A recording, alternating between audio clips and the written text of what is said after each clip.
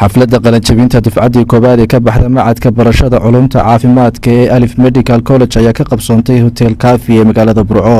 habsami u socodka munaasabadani oo ahayd mid si heersare ah loo soo agaasimay ayaa waxaa ka soo qayb galay maamulka gobolka Togdheer, xildhibaanada golaha deegaanka ee degmada Burco, waalidiinta ardaydani ka qalinjabisay iyo marti sharaf kale. xafladani ayaa u xidhneyd 61 arday oo ka qalinjabisay barashada culumta kala duwan ee caafimaadka. ugu horreynna waxaa munaasabadayba furay gudoomiye Baasha Aadan Faarax oo ku dheeraaday taariikhda iyo hayaanka dheer ay u soo mareen asaaska college-kani Alif Medical College. waxaa la aasaasay kuliyadda caafimaadka ee Alif horaantii sanadkii 2017 mudanayaal iyo marwooyin qalinjabiyayaasha maanta oo tiradoodu dhan tahay 61 arday waxay noqonaysaa dafcaddii koowaad ee ka qalinjabisa kuliyadda caafimaadka ee Alif Medical College.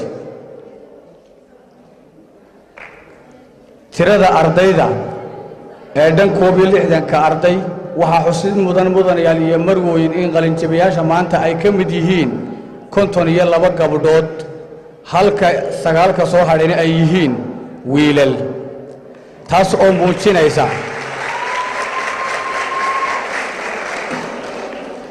taasoo macnaheedu yahay in ka qaybgalka gabdhaha ee dhanka waxbarashadu aad u sareeyo uuna yahay mid boqolkiiba 90 kor u dhaafay sida ay ahaan jirtay waqti aan maanta. waxaan jecelahay inaan mar labaad u hambaliyeeyo tirada intaa leeg ee gabdho hal mar ku qalinjabinaysa qaybaha kala duwan ee caafimaadka sida clinical nursing iyo midwifery nursing.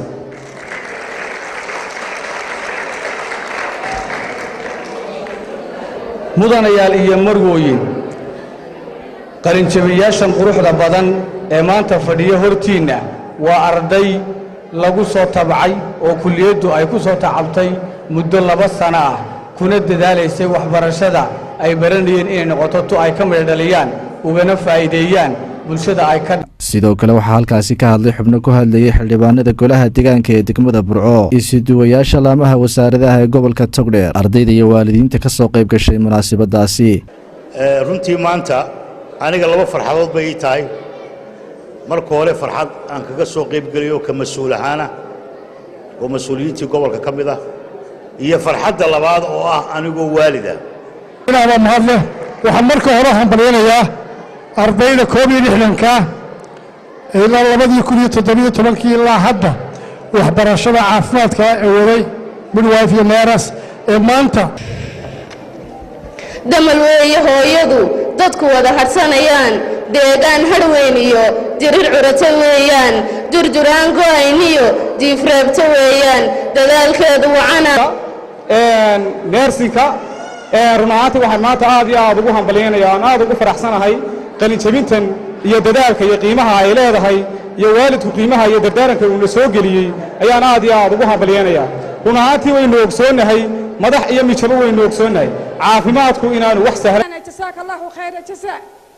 macallimiinta aad iyo aad bay u mahadsan yihiin, dadaal adag bay idiin soo galeen, ardayduna waa dhammaan ardayda ka qalinjabinaysa kuliyadda caafimaadka dhammaan ka qalinjabinaysa kuliyadda caafimaadka Alif University Medical College.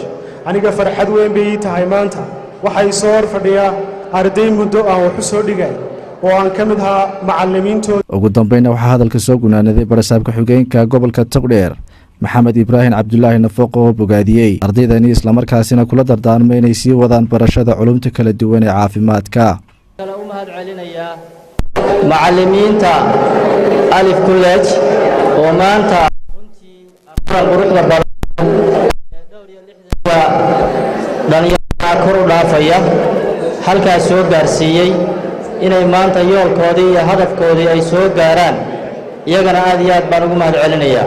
waxaa sidoo kale u mahadcelinayaa waalidiinta sharafta badan, hooyooyinka iyo ugu dambeynna waxaa shahaadooyinka ay mutaysteen halkaasi lagu guddoonsiiyey ardayda ka qalinjabisay macadka caafimaadka ee Alif Medical College. Shucayb Xasan Ismaan, Shucayb Kingish, Kalson TV, magaalada Burco.